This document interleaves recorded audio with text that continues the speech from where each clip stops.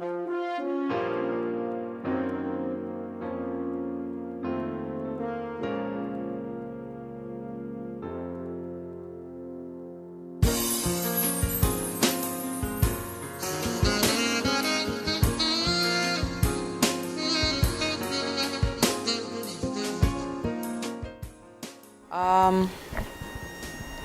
I am a woman in technology, and I'm of West African descent. My early education was spent in Liberia, where at which point my secondary education was also spent in Ghana, and my university was spent in the U.S., where I pursued political science, philosophy, and history. And at which point in time, I developed an interest in technology from a part-time job where I realized I had a knack for technology and I had a passion for it.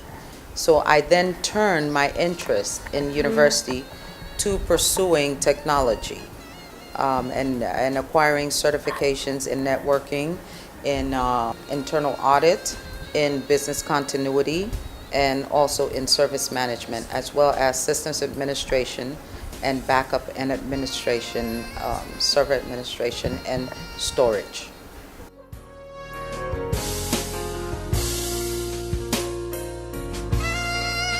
I went to Holy Child Girls Secondary School in Cape Coast. It was a fantastic experience. I wouldn't trade it for the world. I learned so much about community. I learned so much about engaging with other girls. I learned so much about myself. And I think that I grew in a level of maturity and learned to be self-sufficient and independent from being a part of that community. It was a fantastic experience.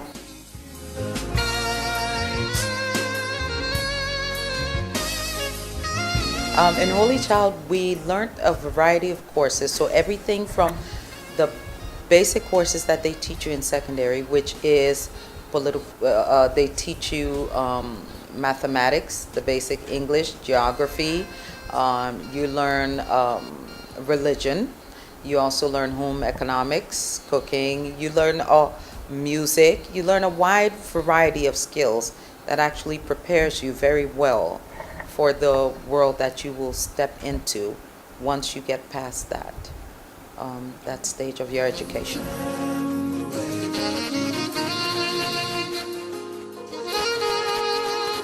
I was always adamant that I was going to be a lawyer. I think because my father was a lawyer, I was extremely adamant. I didn't even really think about anything else until I got to the university level, where I realized that there was a vast world of options and opportunities out there outside of the legal field. So I actually started in pre-law, and then I branched out into something else, into different things, and started exploring different options.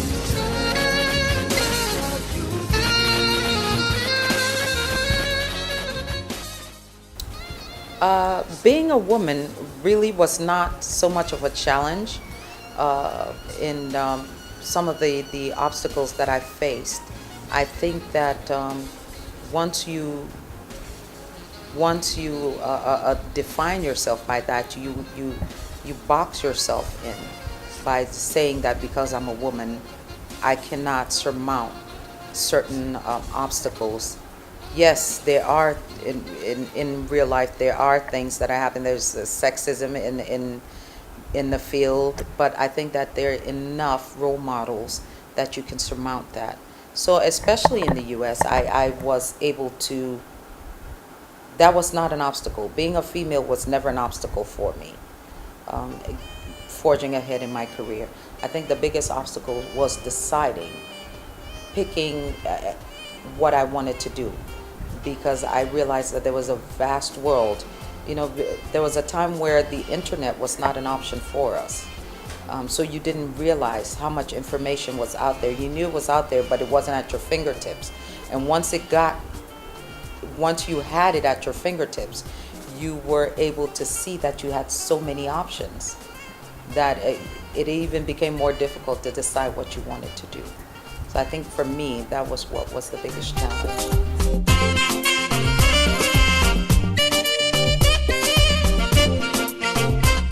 I think in technology, the sacrifices that you make, it's not different.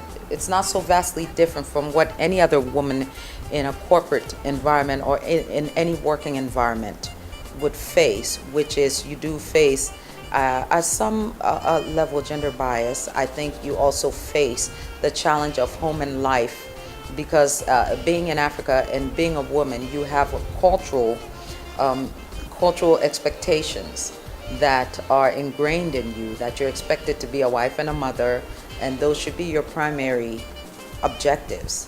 And so when you have to make the decision where you have to choose to actually choose your career over your family, in some cases, it's a very difficult choice to make as a woman. And I think that's the biggest differentiator between you and a man in any field. So I don't think in technology is any different. But I think also in technology, being a male-dominated field, it's also a little bit more difficult where the expectations of you as far as the dedication, the level of dedication that you're expected to give to the job is a little bit higher than, let's say, if you were in a more 9 to 5 environment.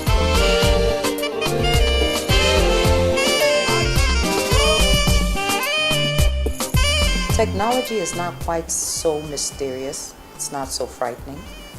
I know that there's a lot of mystery surrounding technology, and from interactions and exchanges between a lot of young women and myself that I've encountered, they feel that technology, because it's predominantly male dominated, they feel that they'll be at a disadvantage. But I don't think so at all. There's such a wide scope in technology.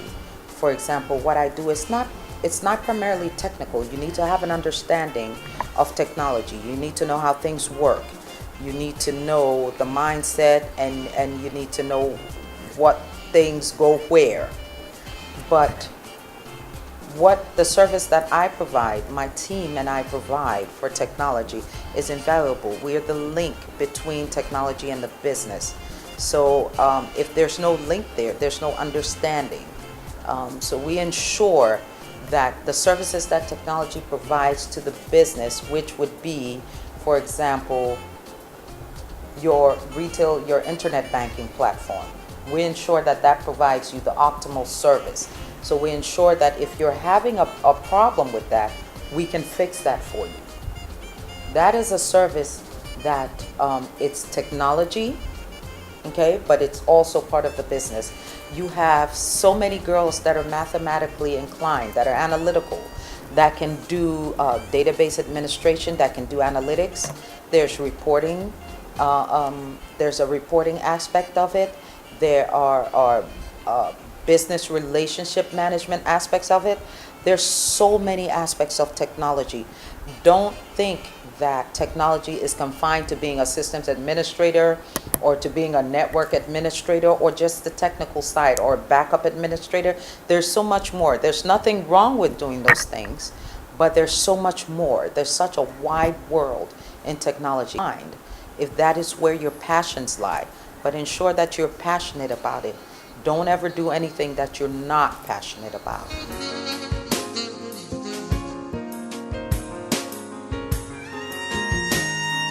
In the next 5 years, I see women in technology as being more in numbers and being more even keeled with the number of men in technology.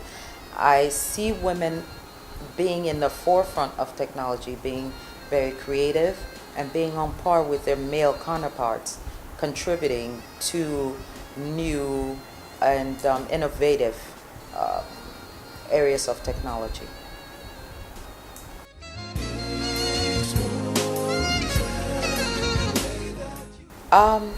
I would like to say that I am very excited about what you all are doing, and I applaud you. Okay, it is a very laudable effort, and I would like to say to all the young women that are watching this today that it is not an easy road, but nothing worth having is. And I think that once you pursue it with focus and dedication and understand that at this point in time, you are the pioneers and you're the initiators of the next generation. You're the ones that are going to set the precedents for the next group of women that are going to be innovators and creators in technology. So you understand that you do have support, and there are a few of us here that can offer you what it is that you do, what it is that you need. So we're always here to support you, and we're very proud of you, and we applaud you because taking that first step, despite the fear, is the first step to success.